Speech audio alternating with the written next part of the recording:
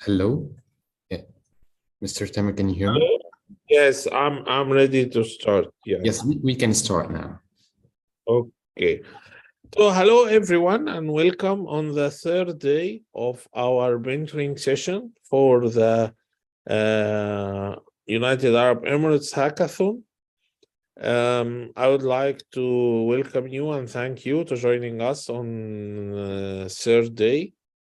Today we are going to talk about the elements of the business model and the innovation technology diffusion, how it works. We are also going to talk about raising a fund and how to present and get sponsors and present solutions in a very simple way. And by the end, we, as usual, have our Q&A. So let us start by talking about the business model.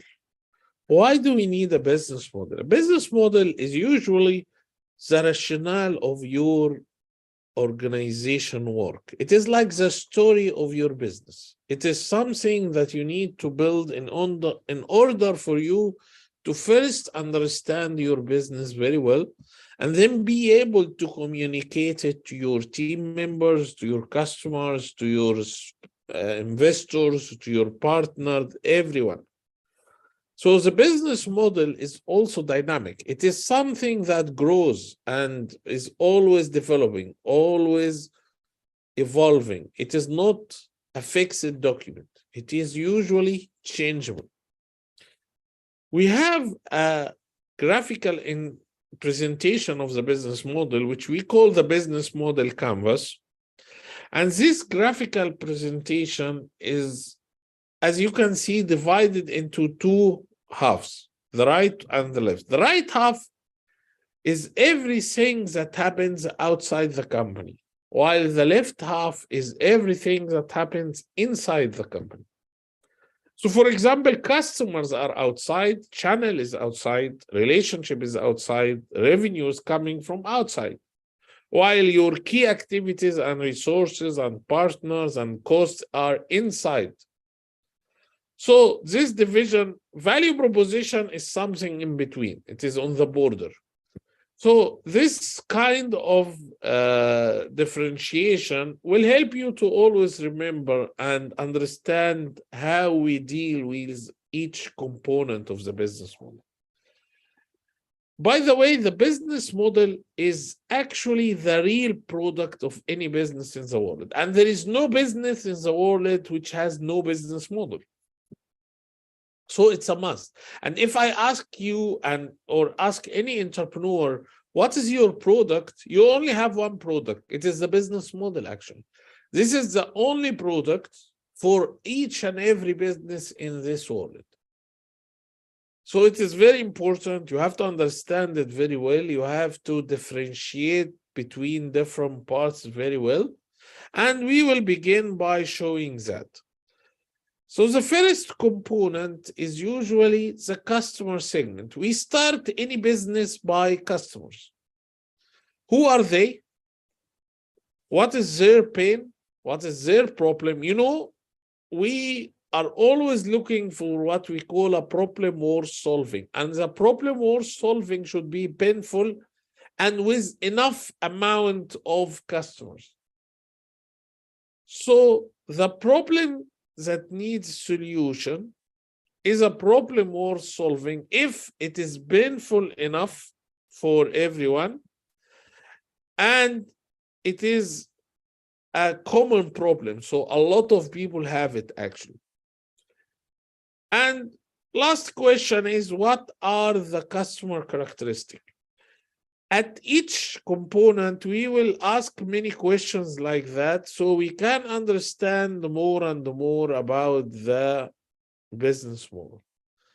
Each question will explain to us more and more information about the business model. So we move to value proposition. Value proposition is what you do and who you are doing it for and how you do it differently. You know, if I'm going to buy something from you, and this thing is offered by others. For example, I want to go to the market and buy sugar. Why should I buy sugar from company A and not company B or C? Why should I buy Apple or Samsung phone or Huawei? Why? This is the value proposed by each and every product. And because there is always competition, and by the way, there is no business in the world that has no competition. So, for example, if I ask you, who are the major car manufacturers nowadays in the world?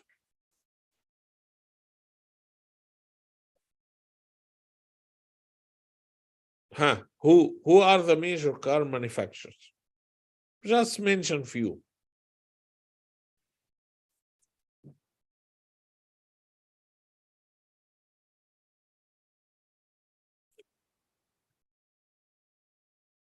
Ford, Toyota, new Tesla, okay. BM, Mercedes. Who was the first company in the world to produce cars?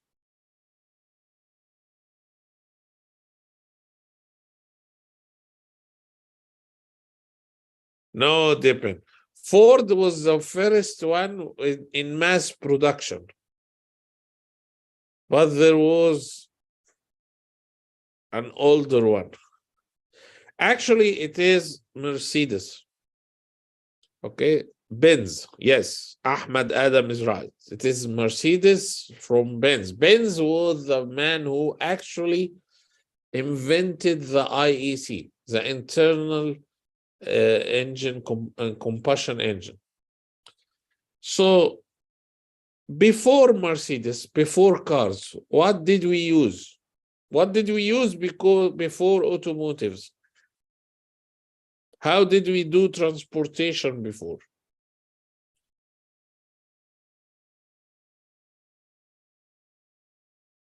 Horses, driven wagons. Yes, true. Horse-driven wagons. So Mercedes is coming and building the first car in the world. And if you ask them, who are your competitors? What will be their answer? It will be very simple, horse-driven wagons. So before horse-driven wagons, it was horses. And before horses,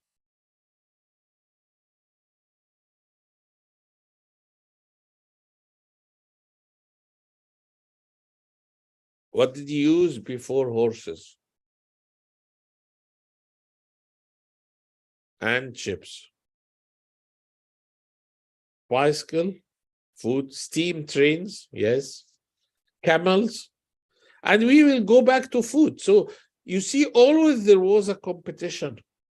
Whenever you are building something, so people were always having a solution for any problem, but the solutions evolve. So food evolved into camels, camels evolved into horses, horses evolved into wagons, wagons evolved to the steam trains, steam trains evolved to cars, cars evolved to electric cars, ships evolved into trains, and train evolves into planes, and planes evolved into rockets, and who knows what is coming, okay? So there is always a solution, there is always a competition. There is no business, please don't ever answer the question, who are your competitors, with we have no competition, because you always have a competition.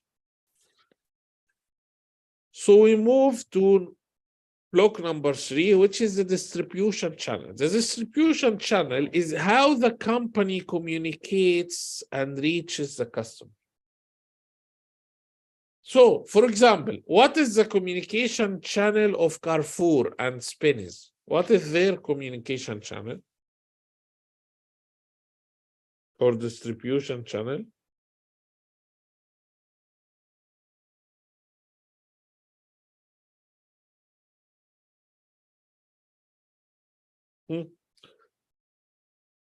How do they reach the customers? Stores, delivery. Okay, thank you. Yes. So the channel for Carrefour and Spinneys is the store, the physical store. What else? Delivery. Okay, so you order by phone. This is another distribution channel. Or online, you order by a mobile app or from their website. So this is another distribution channel. So distribution channel is how you provide the customer with the product or service.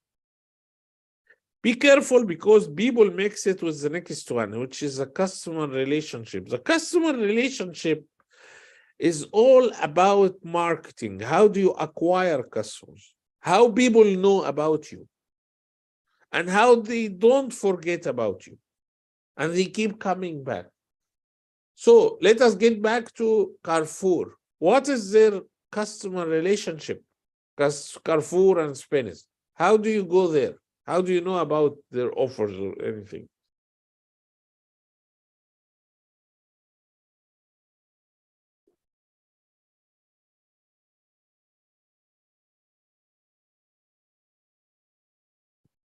Mm.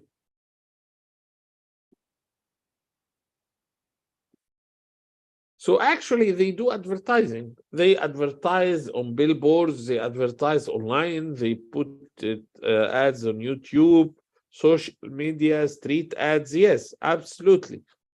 All of that are examples of customer relationship. Finally, on the right half, we have revenue streams. Revenue streams are simply what customers pay. How do they pay? And are they willing to pay? Because remember always that a business must have a revenue stream. You must have someone paying you something. So a revenue stream means customer will pay you. You now have to so for example, are they subscribing to something? Are they paying a premium? Are they just doing a one-time transaction? They buy something, like they buy a car from you? Or is it as a subscription like Netflix or it depends.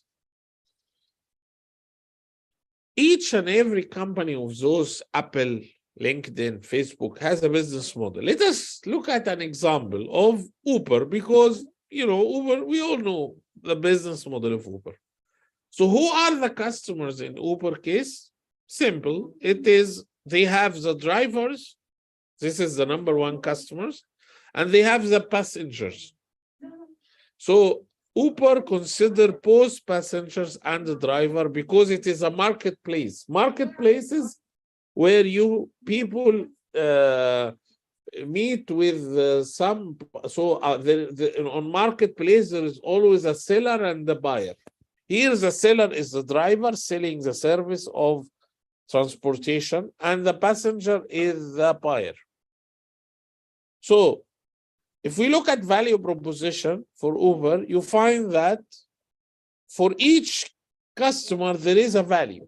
So the value for passenger is taxi on demand.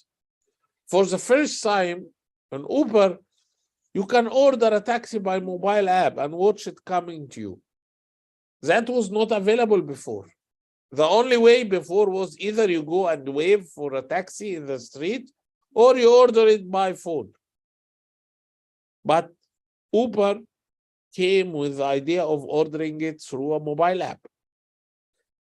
It is cash free because Uber allow you to pay by credit card. It is easy to order and a short waiting time. It is like you get a car in 3 or 5 minutes most. So what are the values for drivers? First value is passenger on demand. What do we mean by passenger on demand? This is actually, this is why drivers love Uber. Because before Uber, the driver has to keep rolling on the streets till he finds a customer. But with Uber, he just drives the customer to the place, destination, and then he waits. till he gets another call from another customer and he moves directly to the customer. So no need now to go useless or aimless in the street just to find someone waving for you. And it is easy to make additional money. You know, a lot of Uber drivers are just people working on normal business and they got Uber because they want to make some extra money. So they take someone while driving back to home or going in the morning to work because they are going this way anyway. And finally, the channel is the mobile app. They also use social media. The customer relationship is fully automated. You know, it is you talk to them by email. And also social media is a relationship here. Revenue streams, you pay per ride or you pay premium brands, you know, the business create business accounts for you. And there is surge pricing when you just have a high price for something because there was no cars in this area. So Uber will increase the rate for this area. So drivers go for this area. They make it 1.2x or 1.4x or 1.6x. So the people go there. Okay. So the right-hand side is clear. Let us move to the left-hand side. So first, we have key resources. Key resources are the most important assets that you need to make a business model work. They could be financial resources, money. They can be physical resources like cars or computers. They can be intellectual, like the patent or the know-how, and they can be human resources. So key activities are those activities done by key resources. So we always have the option of doing in-house or outsourcing. When do you think we choose in-house and when do we go for outsourcing? What do you think? When will you choose to do something in-house? You do it by yourself, you hire people inside your company, or outsource means you give it completely to another business or another company to do it for you.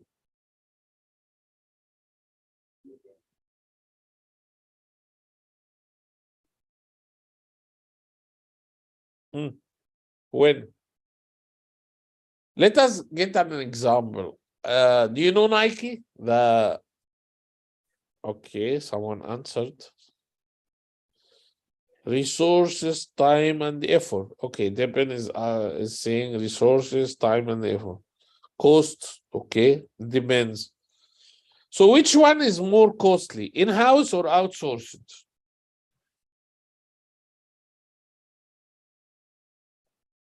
What is more expensive?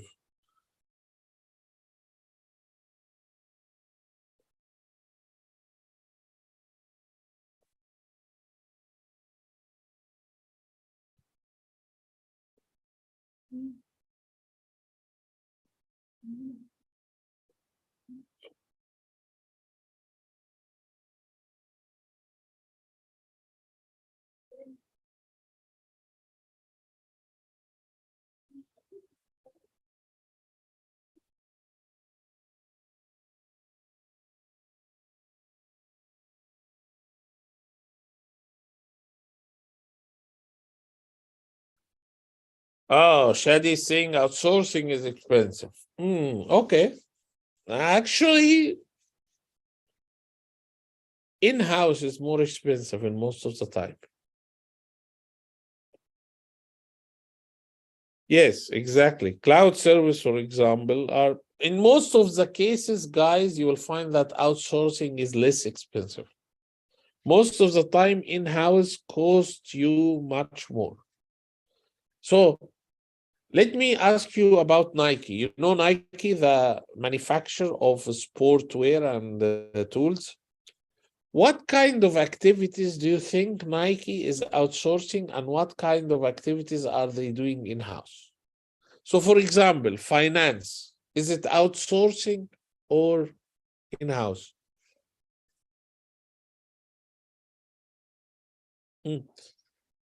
Finance, is it outsourced or in-house?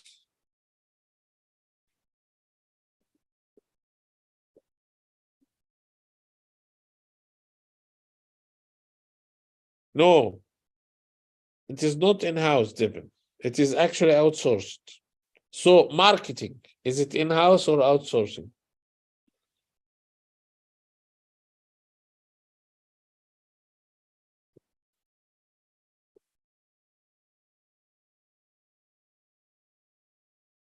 No, marketing is again totally outsourced.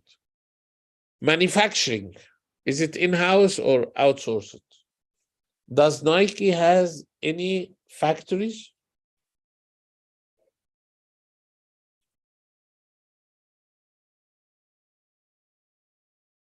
Do they own factories? You will be surprised. No, they don't. All of their manufacturing process is outsourced. What do you think is the only activity that Nike kept in-house?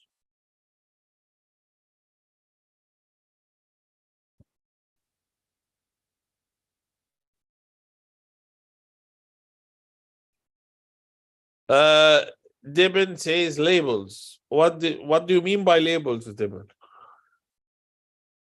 Product design. Yes, exactly. Research and product design. Yes, you are right.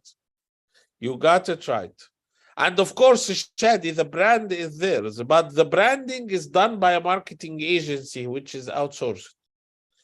So the only activity that Nike kept in-house was actually design, because this is a core. You only keep core activities and core operations for in-house. But everything else, if you can outsource it, go ahead and outsource it. If you find someone to do marketing for you, do it. If you find someone to do manufacturing for you, do it. Because this is not your core business. Nike main business is not manufacturing, not marketing, not finance or HR. All of those can be outsourced. The only thing that Nike is mastering is actually the design, and this is why they kept it in-house. So, key partners, the number 8.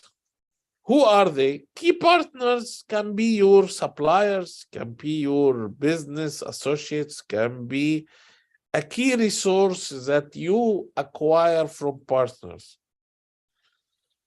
And key partnership is usually looking for some win-win situation. If you are going to partner with someone to do something for you, you must win and he win. Because if it is a win-lose, then it turns out to be lose-lose. Because no one will be looking to lose all the time. If he finds that you are winning while he is losing, he will cut it off. He will stop partnership with you.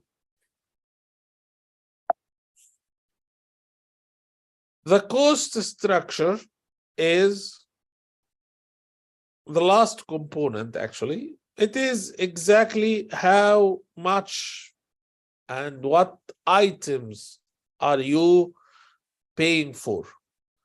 So all expenses, key activities and resources are also always the most expensive. So if you have an activity or you have a key resource, they cost money. So that you put them on the cost structure. Okay?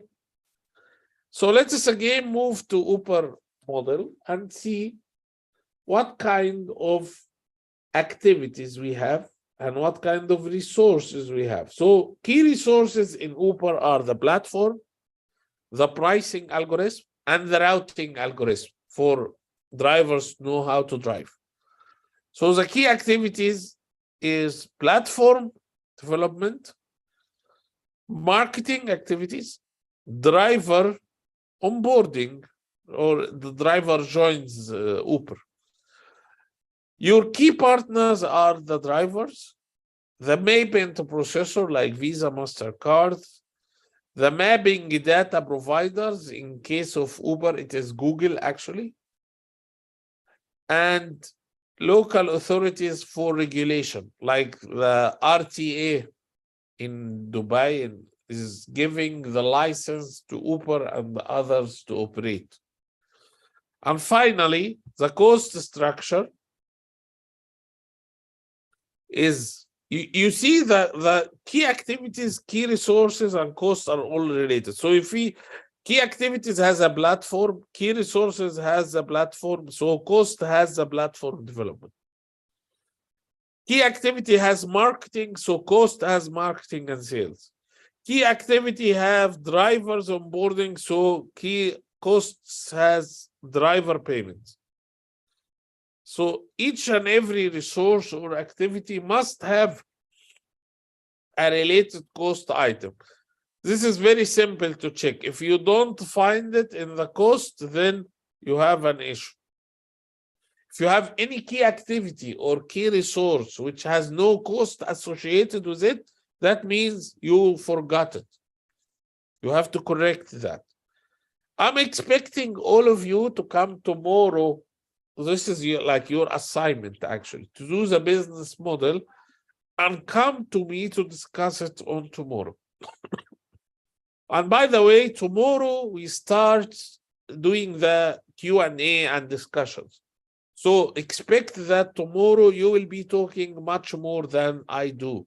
I do the talk last 3 days. You do the talk the next 2 days. Fair enough?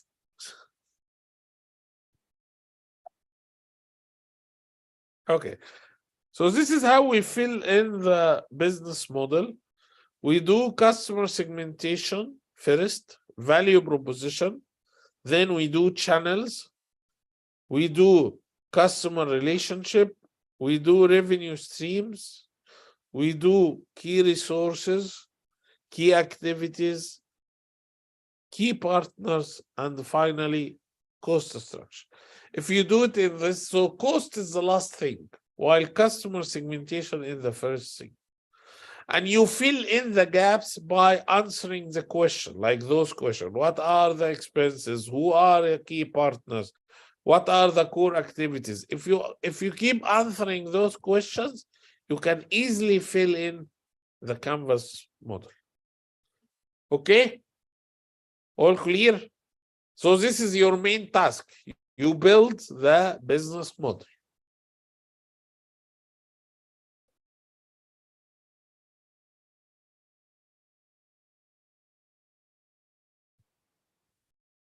So now let us talk about innovation adoption curve or innovation diffusion, or how we manage technology and innovation. You see, the story of innovation always starts with some people we call innovators. Innovators are your very early customers, the people who are really, really looking for your solution. And they would like to buy it at any cost because they are really suffering. Then comes other group of people called the early adopter. They are higher in numbers and they are more influencing the society.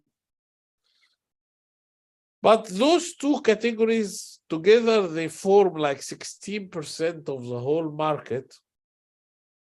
But you cannot build the business only on those. You must keep going and move to the next segment. The problem is the next segment is not easy to cross. There is some value we call the chasm. The chasm value is where you move from early adopters to early majority.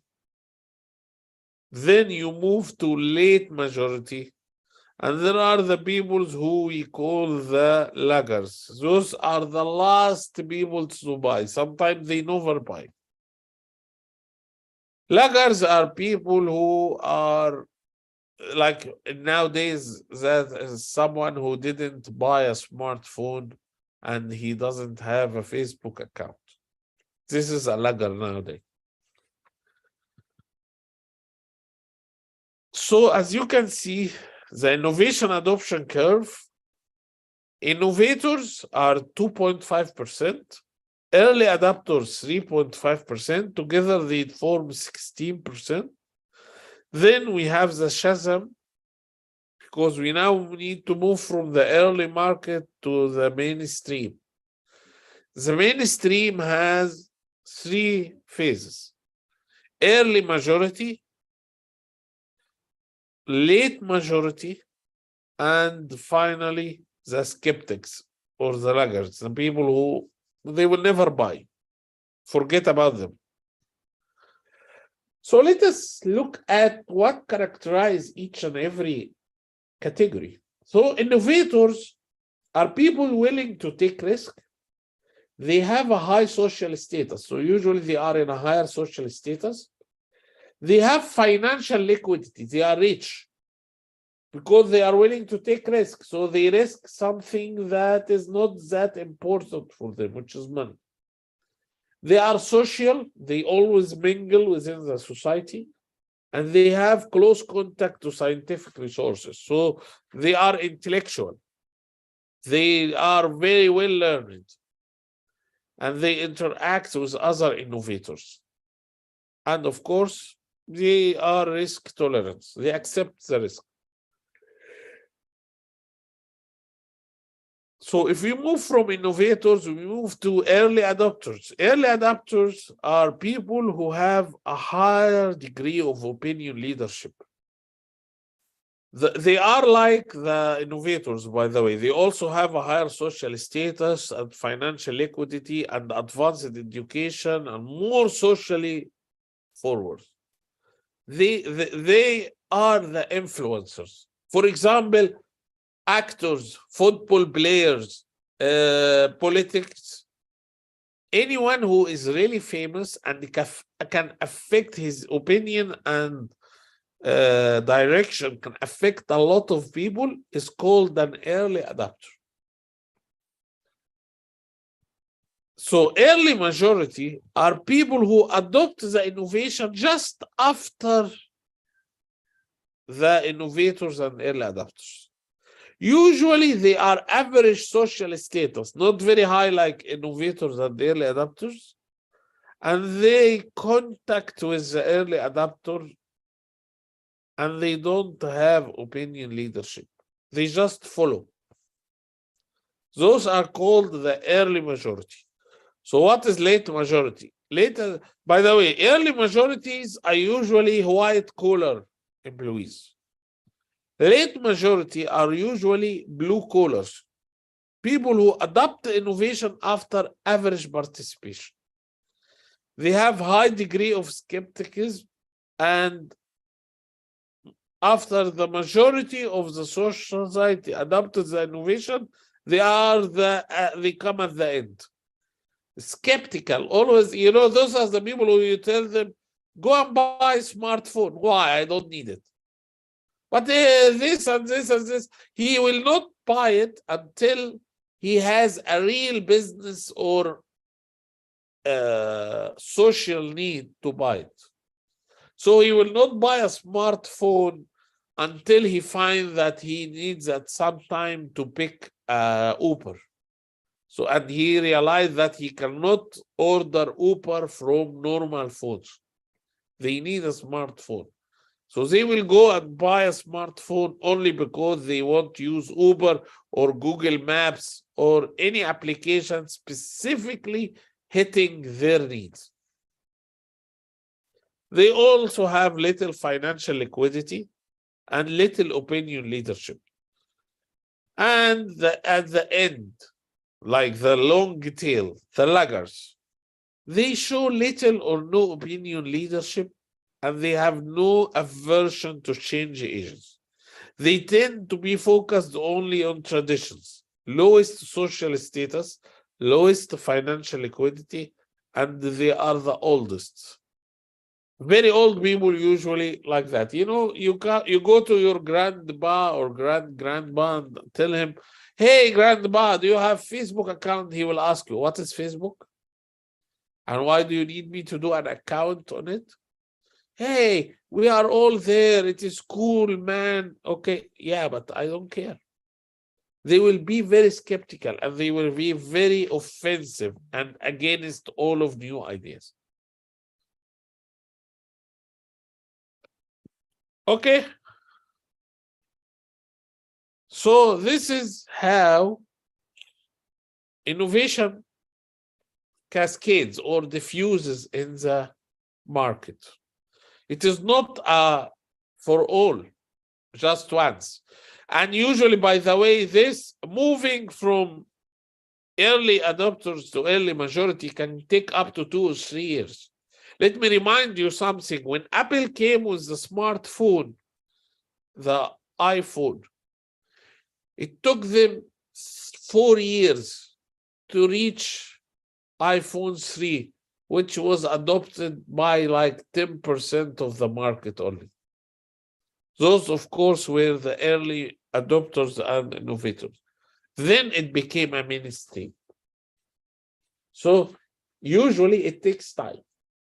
Don't expect that you will build something and next day everyone in the society will be using it. No, there are early adopters, innovators, early majority, late majority, and laggers. So your best case scenario is that you appeal to around 85 or 84% of the market, because there is always the skeptics, the laggers, the 16% who will not buy you.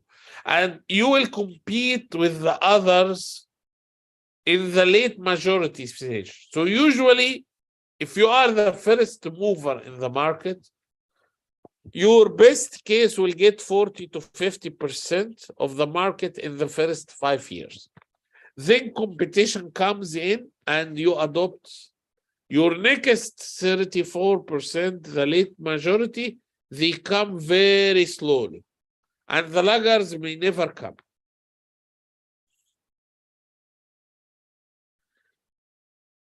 Now we talk about funding. How do startups get funding and what stages they get funding? So at the idea stage, this is where most of you are now, actually. You get your founder, some a friend. Each of you will decide to get 50%. So you are both at 50%, but the company is worth nothing because it is just an idea. And ideas are worth nothing. Only implementation matters. So you find out that you need some money to do implementation. You go to your 3F. We call them the 3F: family, friends, and fools. So your family is like, you go to your father and tell him, hey, dear father, I need this amount of money. Can you please take some money from your retirement saving and help me to build the next big Amazon or Facebook or Google?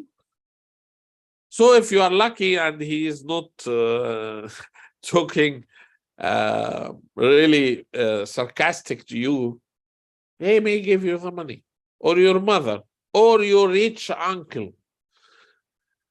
And there is also the friends. Your friend, someone you are talking, you are sitting on the cafe with a friend, you are talking about business, he hears about you, what you are doing, he likes it, so he decides because he trusts you.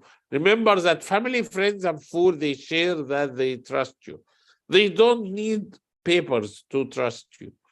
They trust you without papers. They just give the papers because it is better for the future, but they don't care that much about papers because they trusted you personally first.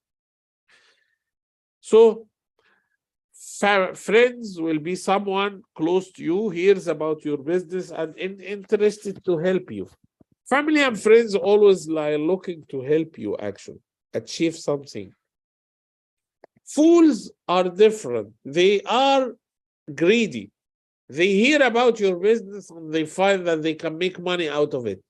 So they want to share part of the cake with you. They don't want you to get the whole cake. So you convince your rich uncle to give you money. He gave you, let us say, around $15,000. And you agree that this is against 5% of the company. So how much is the company evaluated right now? It is around 300,000. So you brought this money, you built something, people started to like it, you are now leveraging it and increasing it. So you find out that you need money from someone else. The uncle and family is not enough. So you need money from what we call the angel investors. Angel investors usually give you small amount of money for small shares. So in that case, they give you $200,000 at valuation of 1 million. So this is like 20% of the evaluation. But you can see that they didn't get 20%. They got only 16.7. Do you know why? So if they give 200,000 at valuation of 1 million, why they are not getting 20%? Why it is only 16%? Because it is post money. So it is 200,000 out of 1.2 million, not out of 1 million. So we divide 200 by 1.2 million, it is almost 16%. So the angel investors in that case, they paid 200,000, they get 16.7%. And if you notice, you are going down. You started with 50%, you got it down to 47%, then you got it down again to 31%. But my question to you, which situation is better? 50% of idea stage or 30% at seed round? Which one is better?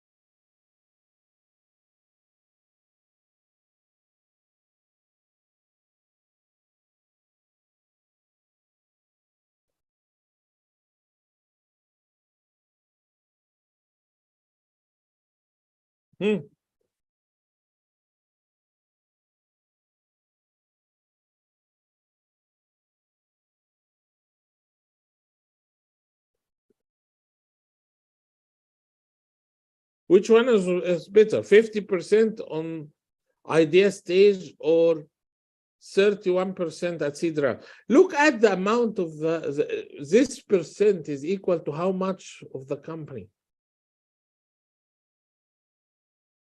At idea stage, it is 50% out of nothing, zero.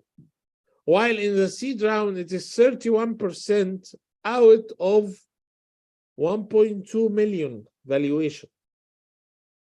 So actually, if you move on, although you get less share, percentage of share, but the value of share is going up. Because 50% out of 0 is 0. It doesn't matter. On the idea stage, it is 0. So we move to the seed round. Angel investor gets 16%. We also have what we call optional pool. We give to important employees another 16%. The uncle is still at 5%. He is not reduced. So the next round, we get an angel investor. He pays $2 million at valuation of $4 million pre-money. So that means post money, it is $6 million. So it is 2 million by 6 million. He gets 33%, as you can see. The VC in green, he gets 33%.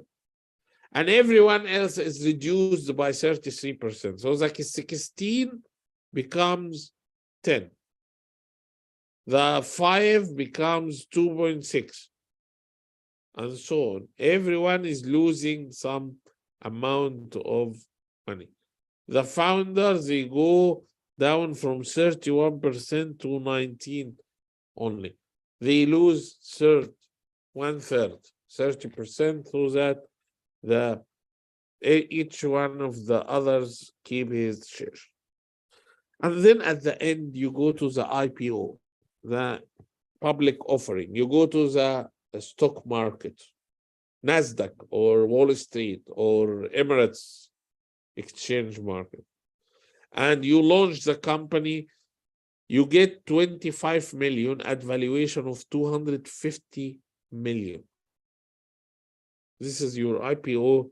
And again, of course, your percent will decrease, but the value of the company is now very high. So this is rounds of investment or how we get funded. Okay. So last thing we are going to talk is how to do a business pitching. The goal of pitching is, of course, to convince people to invest on you, that you have an amazing idea. So the main tips here are prepare and rehearse, know your audience very well, be confident. No one knows what did you forget. Stick to the time. If it is 5 minutes, do it in 5.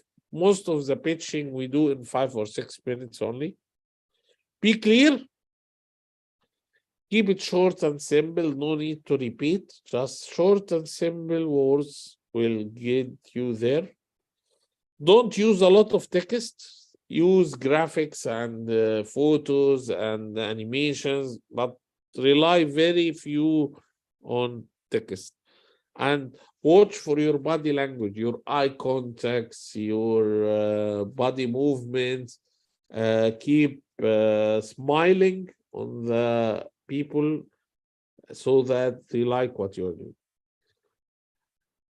Start by introducing yourself and the company. Mention the problem, what you are trying to solve, why this problem is important, whom it affects, who are the customer segments. Provide the solution and your value proposition. Talk about your market, what is the market size, who are the main customers, how you reach them, the go-to-market strategy, competition and competitive advantage. Who are your competitors? And as I said, no one is having no competitors. Every company has a competition. How do you make money? Your revenue streams, your team. Remember very well that at early stage like that, investors only invest in you and the team. They don't invest in the idea mainly. They invest in you and the team. Okay, so those are our resources. Back again, as we always did. I'm using them. You can still look at them. Any questions?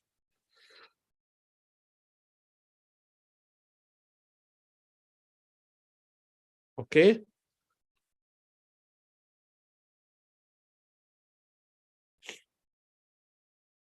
Is it all clear?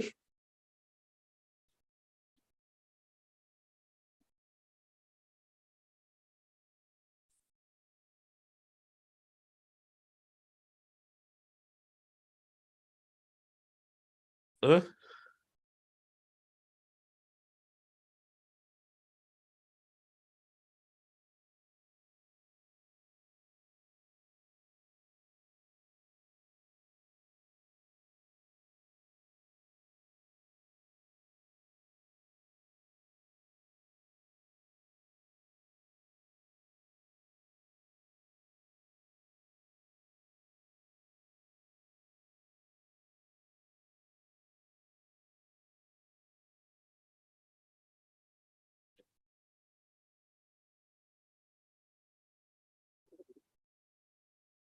Mr. Tamer, can you hear me? Yes. Yes, I was talking and my mic was muted. So I think, have you finished the presentation right now?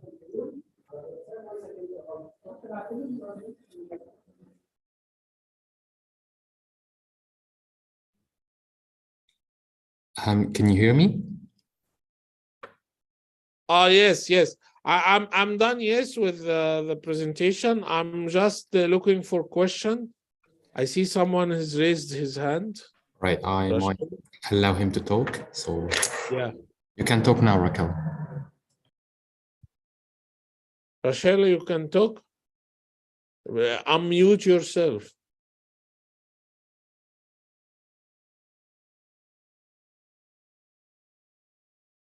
Hello, Rachel. Unmute or just send the question in the chat if you like.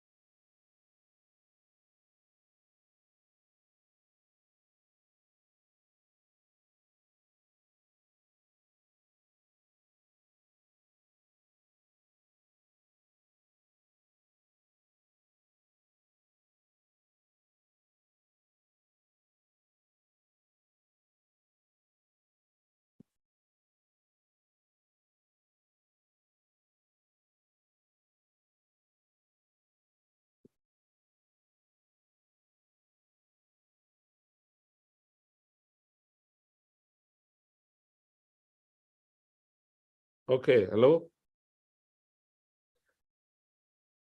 So I'm expecting from you tomorrow to have the business model ready.